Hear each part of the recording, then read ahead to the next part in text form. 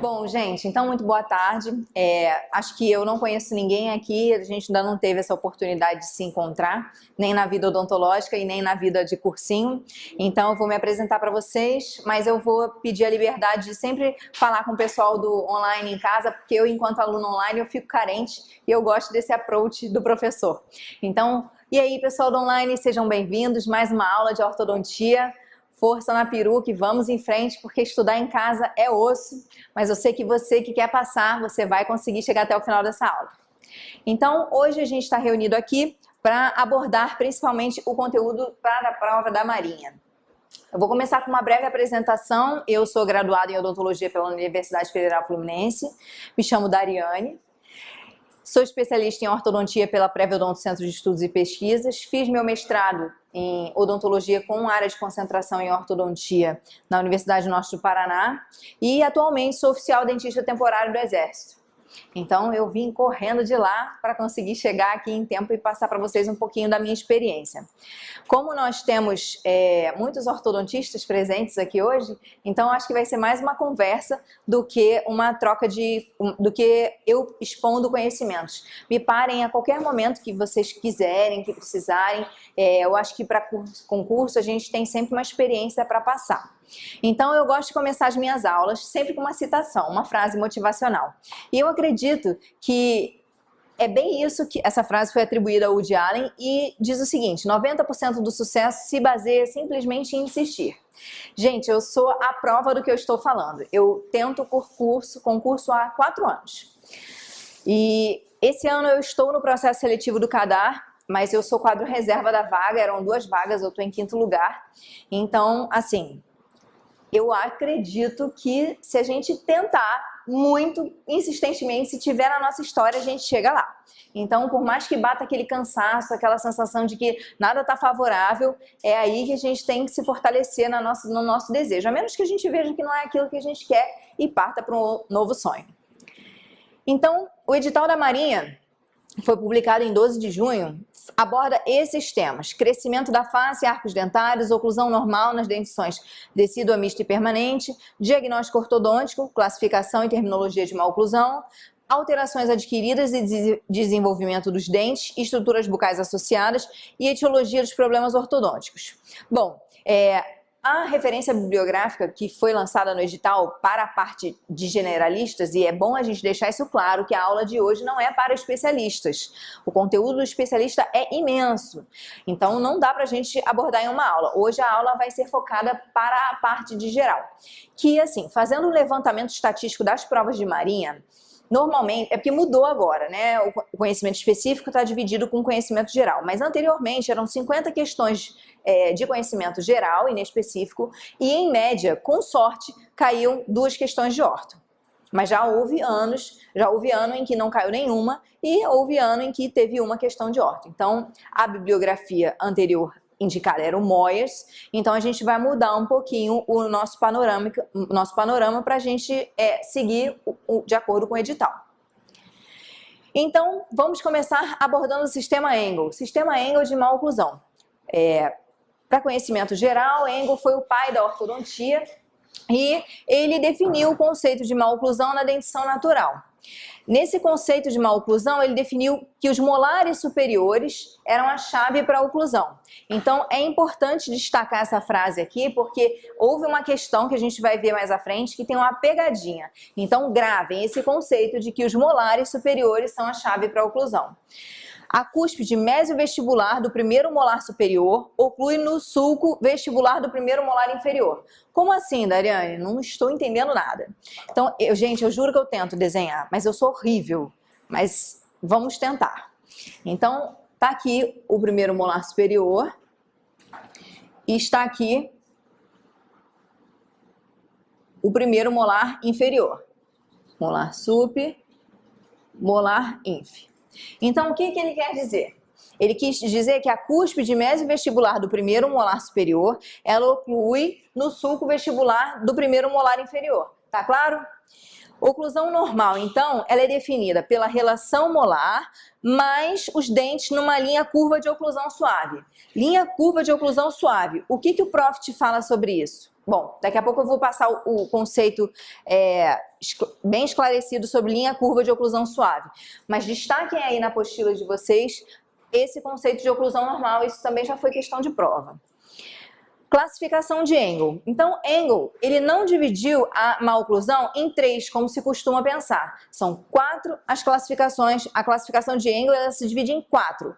A primeira é a oclusão normal, em que existe uma relação molar adequada, mais os dentes acomodados naquela linha normal de oclusão.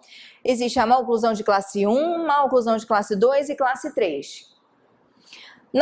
Na oclusão normal, então, temos uma relação molar de classe 1 e dentes em oclusão normal. Na maloclusão de classe 1, a gente tem uma relação de molar de classe 1. Então vejam, a relação molar de classe 1 ela existe tanto na oclusão normal quanto na maloclusão de classe 1.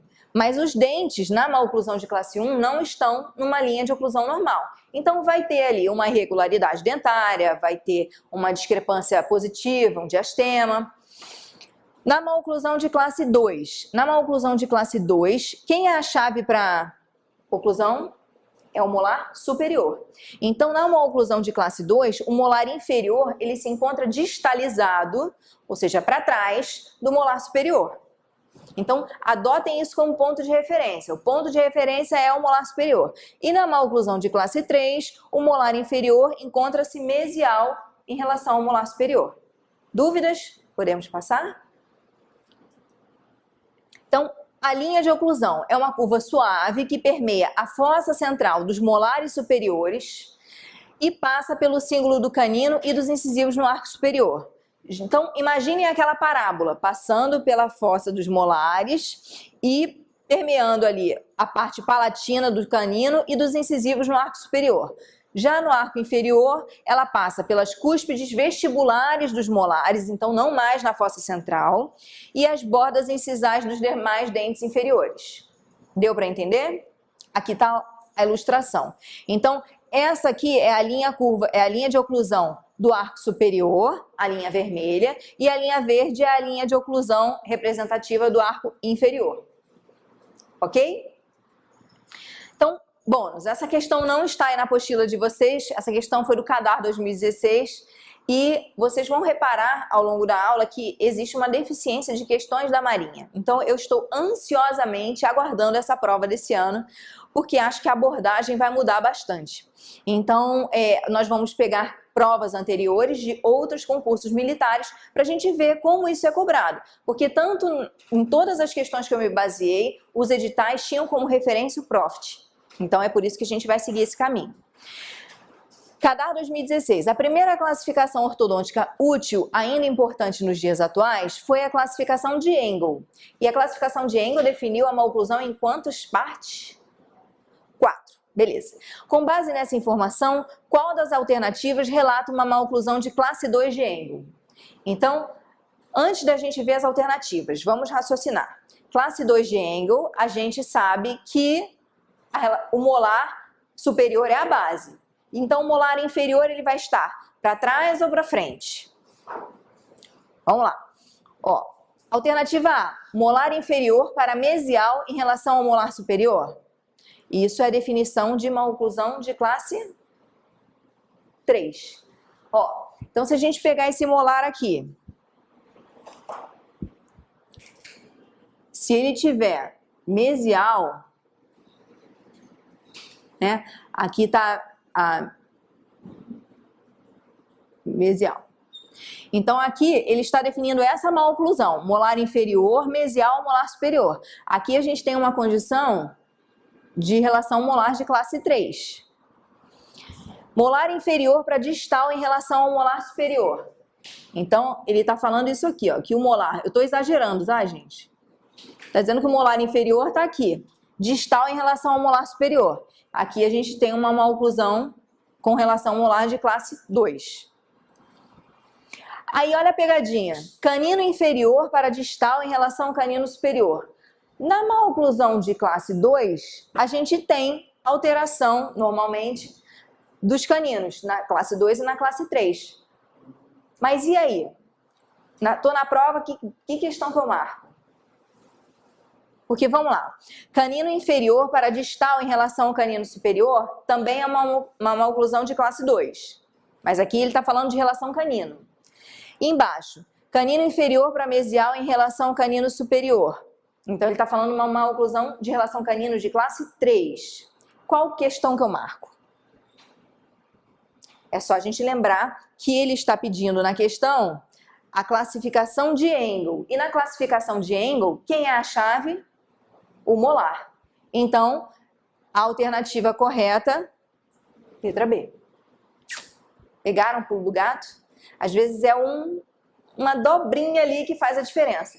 Gente, eu sei que... Olá. Eu sei que é difícil, depois do almoço é tenso, mas eu preciso que vocês resistam bravamente, tá?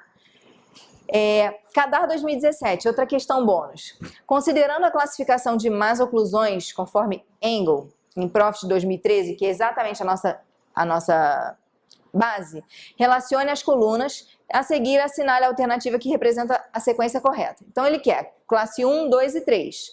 Vamos lá. Molar inferior distalmente posicionado em relação ao molar superior. Então de qual situação que ele está falando? Classe 2.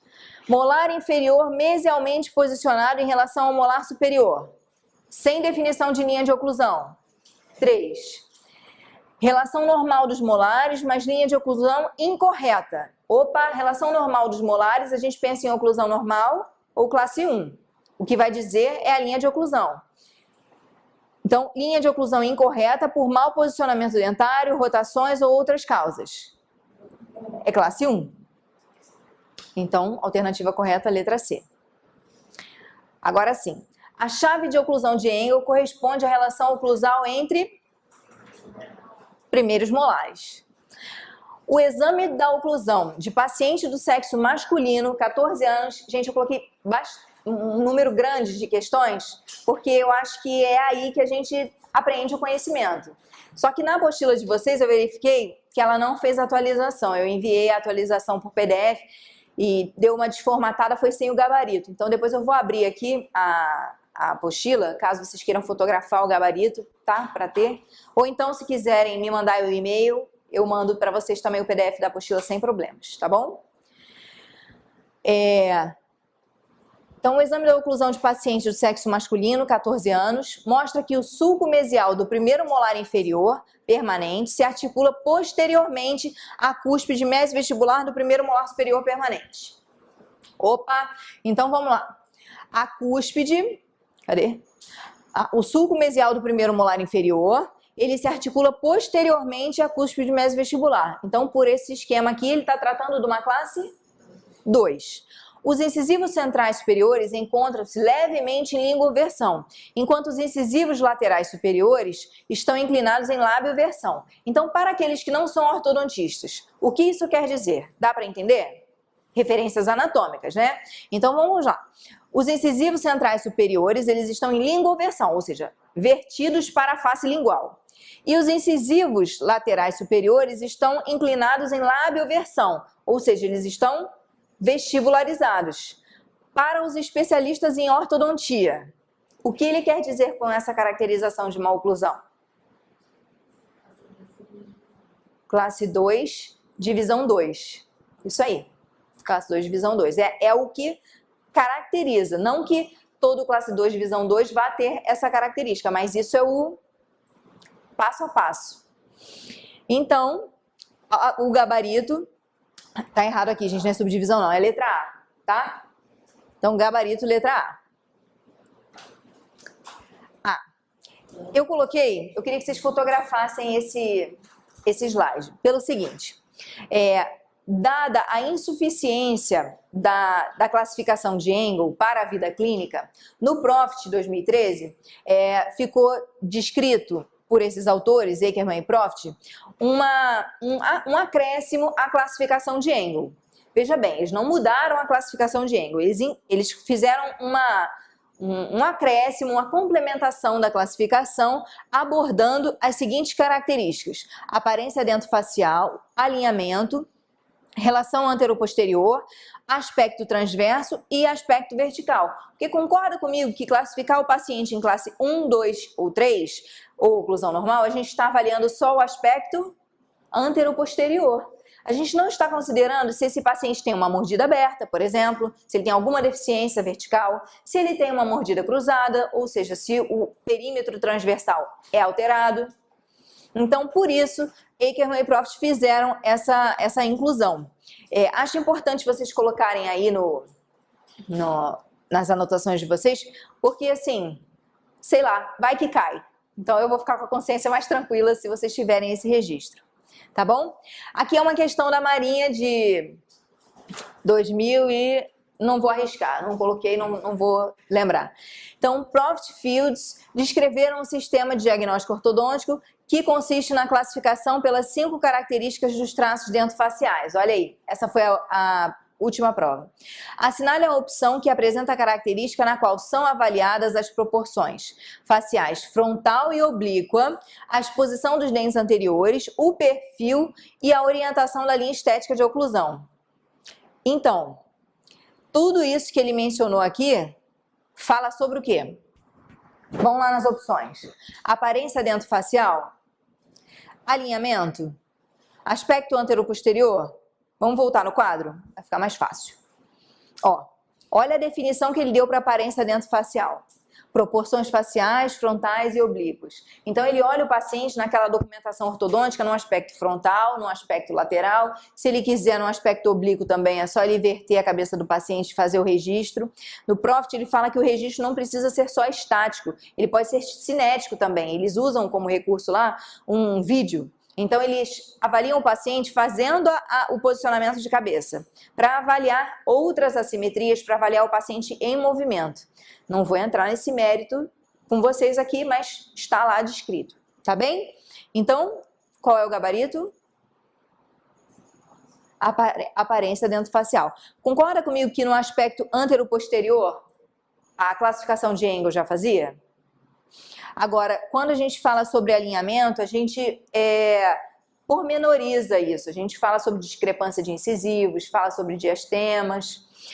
Da mesma forma, no aspecto transversal, quantos milímetros de um molar ao outro, define se o paciente tem uma insuficiência transversal de arco ou não, se ele tem uma alteração de funções como respiração, fonação. E no aspecto vertical também. Então, letra A, o gabarito. Paradigma dos tecidos moles. Bom, essa é a menina dos olhos do primeiro capítulo do Proft, porque ele fala o seguinte, lá eles falam o seguinte, que os tecidos moles da face é que vão determinar os objetivos e as limitações do tratamento ortodôntico moderno. Então não adianta a gente seguir Tweed, né, para os especialistas e colocar aquele paciente, né, má oclusão em classificação 1 de relação molar, relação canino, e o paciente ter um perfil desfavorável. Você já tem um paciente que tem um sulco nasolabial muito aberto, muito obtuso, aí ele tem um apinhamento considerável, você vai lá, extrai e acaba recolocando um pouquinho mais esses incisivos superiores e aumentando o ângulo nasolabial dele, desfavorecendo ainda mais o perfil. Especialmente na mulher, a gente tem uma sobrecorreção do lábio, né? O lábio ele inverte, então é complicado. E aí é isso que eles dizem lá, que não são os dentes e ossos, não é a cefalometria que vai dizer pra gente sobre o tratamento. E aí, com base nisso, o exame clínico ele vai ter sempre um maior destaque no diagnóstico do que os complementares, como modelos de gesso, radiografia e traçados. Não que não sejam importantes, mas eles são complementares. Aí esse quadrinho aqui, gente, eu coloquei esse quadro para vocês, não coloquei? Então, o que é importante eu olhar para esse quadro aqui? Os especialistas, eu olharia com muito carinho esse quadro, porque a chance dele cair é grande. Agora, os não especialistas, objetivo primário do tratamento e ênfase funcional, foi o que eu já vi cair para não especialistas. Então, tenta dar uma aprendida nesse conteúdo, porque é o seguinte, o objetivo primário do tratamento no paradigma de Engel, que era o paradigma anterior, é a oclusão dentária ideal. Já no paradigma do tecido mole, são as proporções e adaptações normais do tecido. Outra coisa, ênfase funcional. paradigma de Engel, ATM em relação à oclusão dentária. Anteriormente, se acreditava que a oclusão, ou a má oclusão, ela tinha uma interferência direta... O que foi, gente? Ah, tá. Ela tinha interferência direta na disfunção temporomandibular. Hoje a gente já sabe que não é bem assim. Então, movimento do tecido mole em relação à exibição de dentes. Tudo isso é avaliado no paradigma do tecido mole. Então, segundo o Proft, a comparação paradigma de Engel e paradigma do tecido mole, existe uma nova maneira de os objetivos serem avaliados na confecção do plano de tratamento. Então, diante do exposto, marque a alternativa correta, o objetivo primário do tratamento. Olha aí, objetivo primário do tratamento. Paradigma dos tecidos moles. O objetivo primário é a oclusão funcional? Vamos ver a alternativa B. Exame clínico dos tecidos moles intrabucais e faciais? Aí já dá pra pensar que pode ser, né? Ele está falando de tecido mole. Vamos lá, letra C. Proporções e adaptações normais do tecido mole? Pode ser também. Relacionada primariamente aos efeitos da pressão e equilíbrio dos tecidos moles? Ele não está ajudando muito com essas alternativas, né? Para quem não sabe, não dá para dar um chute certeiro. Movimento do tecido mole em relação à exposição dos dentes. Qual seria a alternativa que vocês marcariam? A segunda, letra B? A letra C. Então, o gabarito é de fato letra C, porque ele pediu o objetivo primário. Mas concorda comigo que as outras opções também constam aqui no paradigma dos tecidos moles? Ó, exame clínico dos tecidos moles intraoral e facial. Então, é o pulo do gato. Hã? Beleza? Problemas ortodônticos mais comuns. Bom, foi feito um estudo, e aqui eles definiram o índice de Yannis 3 com base nesse estudo na população americana, de quais os problemas ortodônticos eram mais comuns. Desses problemas, os mais relatados, os mais apresentados, os mais prevalentes nos pacientes foram diastema. Todo mundo familiarizado com o conceito de diastema? Índice de irregularidade, que é o nosso apinhamento. Mordida cruzada posterior, todo mundo entende mordida cruzada posterior? Sobresaliência e sobremordida. Então aqui ele está falando de trespasse horizontal e trespasse vertical. Vamos lá. Diastema. Então, diastema, o espaço entre dentes adjacentes, é comum na dentição mista e desaparece com a erupção dos caninos permanentes. Gente, ódio mortal. Isso aqui caiu na minha prova do CADAR desse ano. Aí, o que acontece? A pessoa aqui, que já leu o Proft 299 mil vezes, lembrou que num capítulo disse assim, excelente, hein? Pegou um pra mim? Poxa, me deixou a ver navios. Olha só. Então, assim, o que aconteceu comigo na prova? Eu olhei a questão perguntava assim, quando começa a desaparecer, eu acho que tinha o início do desaparecimento do diastema. Não falava o desaparecimento definitivo. Em um dos capítulos do Proft, está lá escrito que quando começa a fechar o diastema central, está lá escrito que com a irrupção dos incisivos permanentes, o diastema começa a fechar. Aí tudo bem que depois vem a fase do período intertransitório, tem a fase do patinho feio. Eu falei assim, não, mas está lá escrito no livro, começa a fechar com a erupção dos incisivos laterais. Qual foi o gabarito da prova?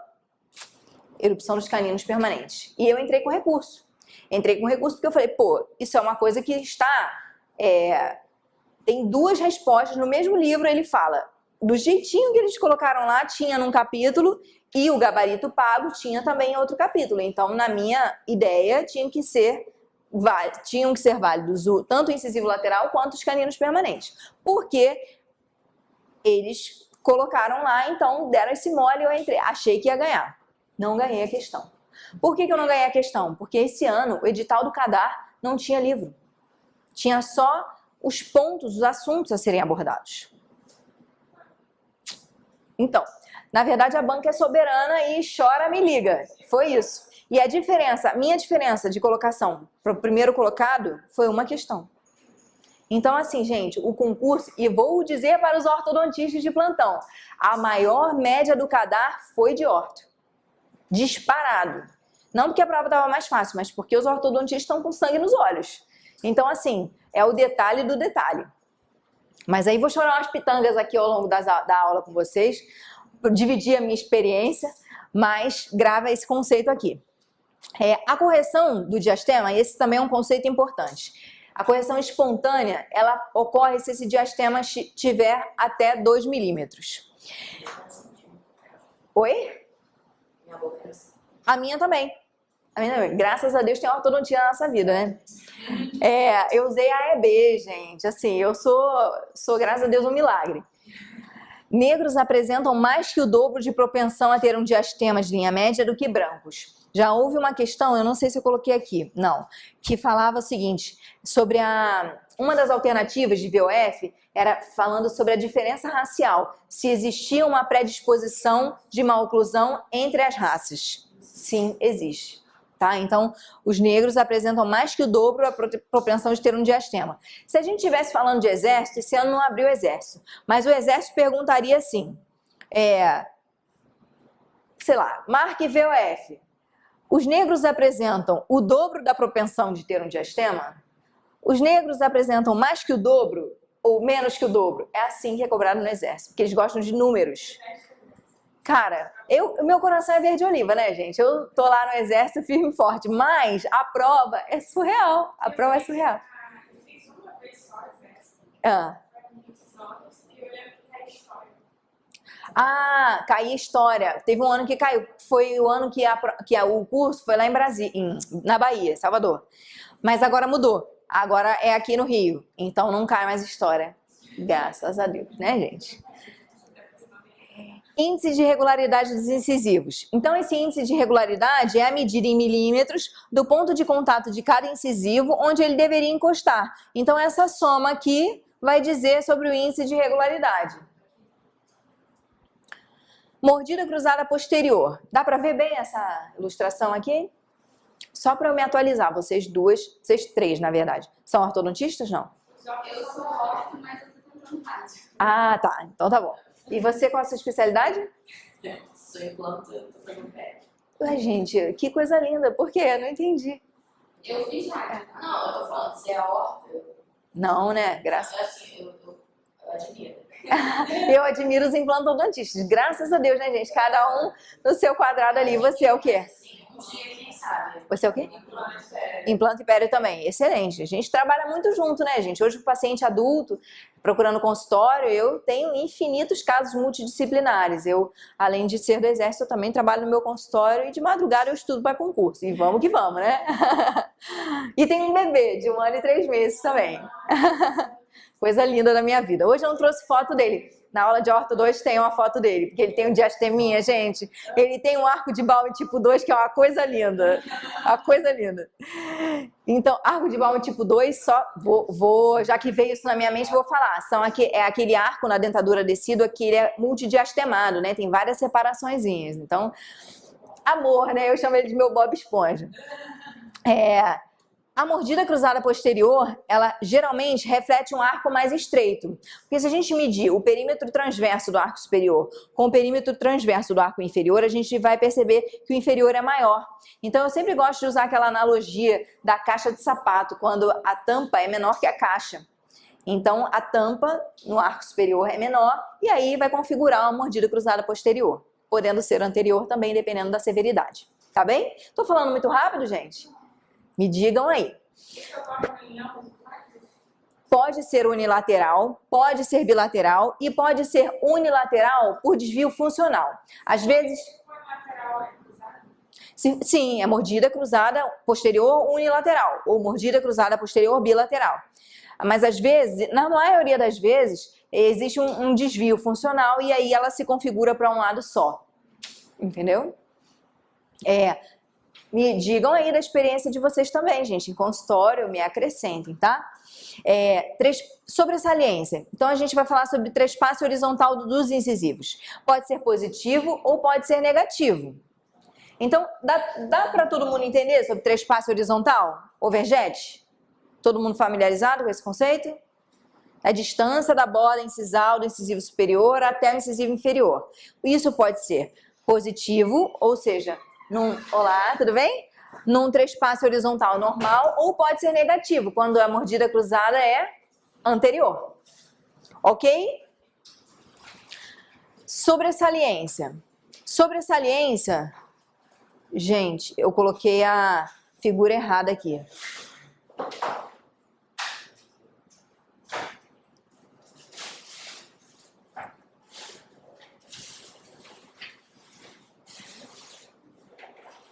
Bom, trespasse horizontal positivo, então é essa condição, certo? Incisivo superior à frente do incisivo inferior.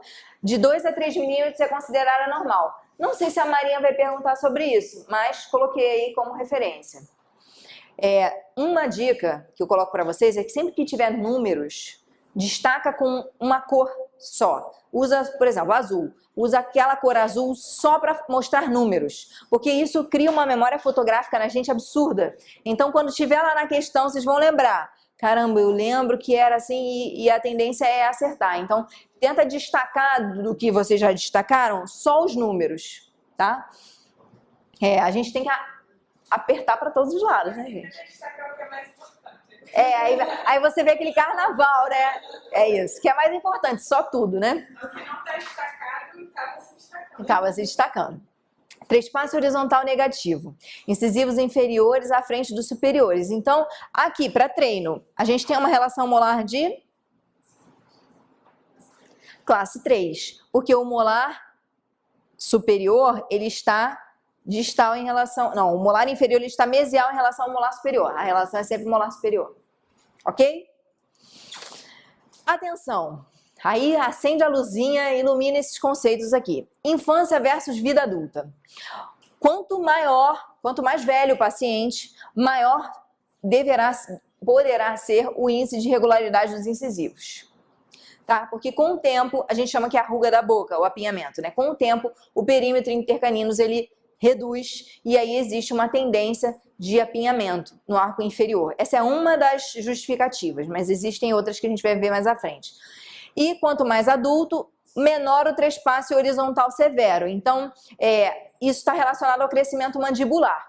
Então, aquele paciente que jovenzinho, ele tem um overjet, né, um trespasse horizontal bem intenso, bem grande, se ele tiver um crescimento mandibular favorável no sentido horizontal, ou seja, se a mandíbula não rotacionar para baixo, desculpa aí, pessoal, muito provavelmente essa discrepância vai diminuir, porque a mandíbula vai chegar mais para frente. E a gente vai ver que isso acontece e por que acontece isso quando o paciente sai da infância para a adolescência.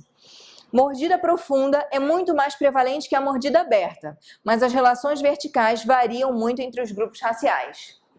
Importante destacar.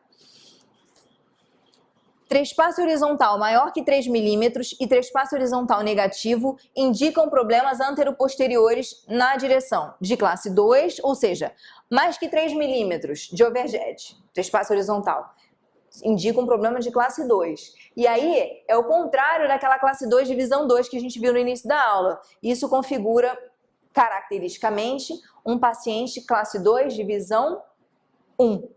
Normalmente ele vai ter um overjet acentuado, arco com diastemas.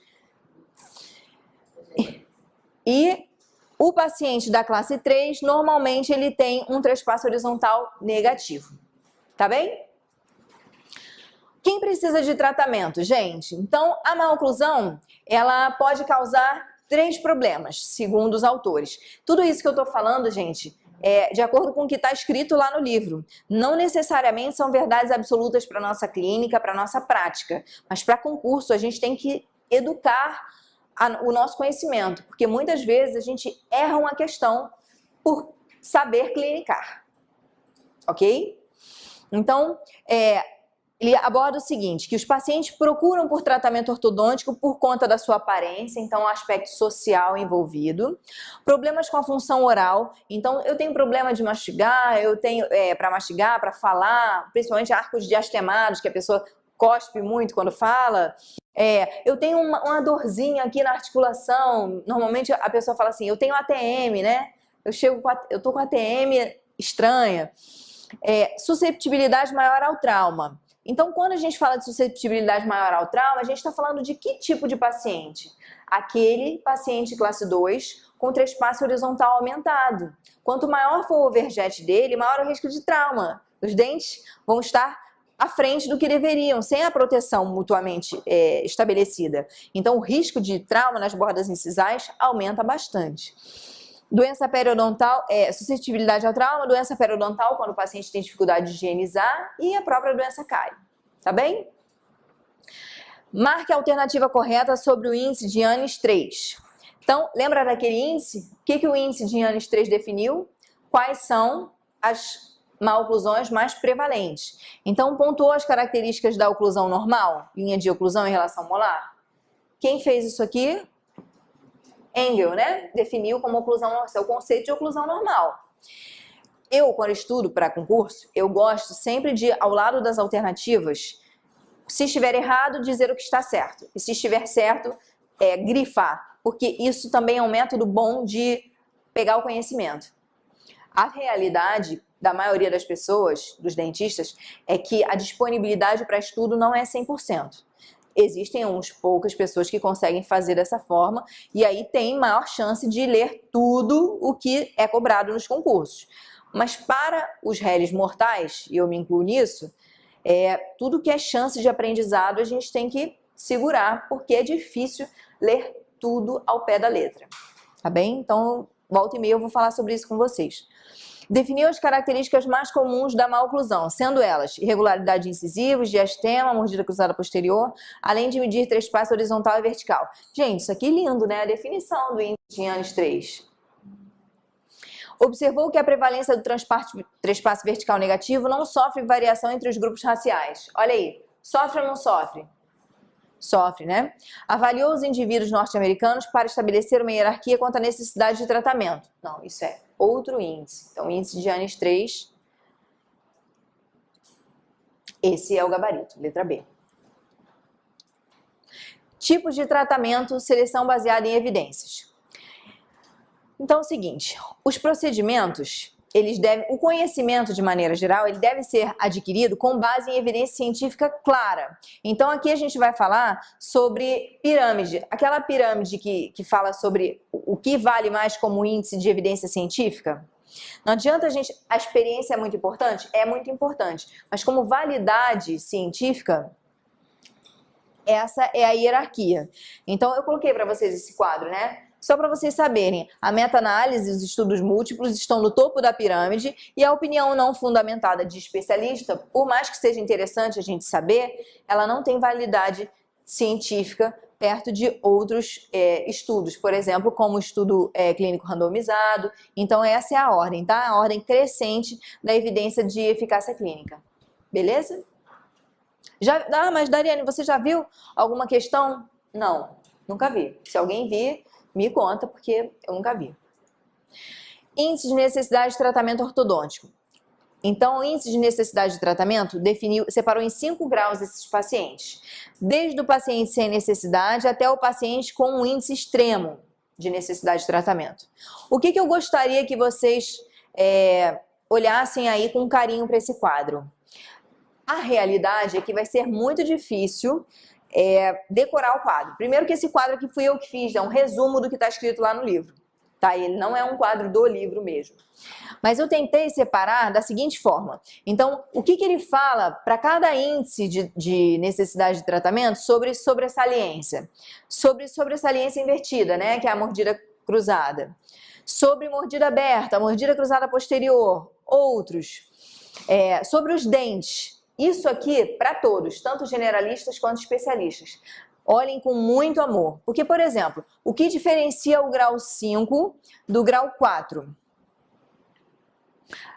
Vocês vão ver que tem supranumerários nos dois. E eu já estou dando um spoiler aí de uma questão.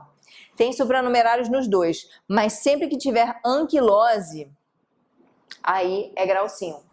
Então, tentem ir nos extremos. É óbvio que vai ter, volta e meia, uma questão sobre grau 3, grau 2, mas tentem peneirar, tá bem?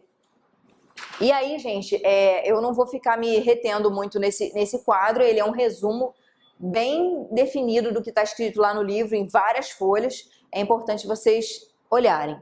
A categoria 3, olha aí, do índice de necessidade de tratamento desenvolvido por Shaw e colaboradores, apresenta como característica. Gente, essa questão está falando sobre dentes. Então, vamos por eliminação. Presença de dentes supranumerários. A gente sabe que está no 4 e no 5. Então, já não é o índice 3. Mordida cruzada anterior ou posterior com discrepância maior que 2 milímetros. Pode ser. Dentes parcialmente erupcionados, inclinados ou impactados contra dentes adjacentes. Dentes impactados. 4. Gravem as palavras-chave, que vai ficar mais fácil de resolver nessa questão. Sobre mordida profunda completa, mas sem trauma nos tecidos gengivais ou palatinos. Como eu já li isso algumas vezes, o que eu fiz para decorar? O 3, ele fala de sobre a mordida profunda completa, sem trauma nos tecidos gengivais. E o 4 é com trauma. Então é aquele paciente que fere mesmo o arco palatino com os incisivos, com a borda dos incisivos inferiores. Tá bom?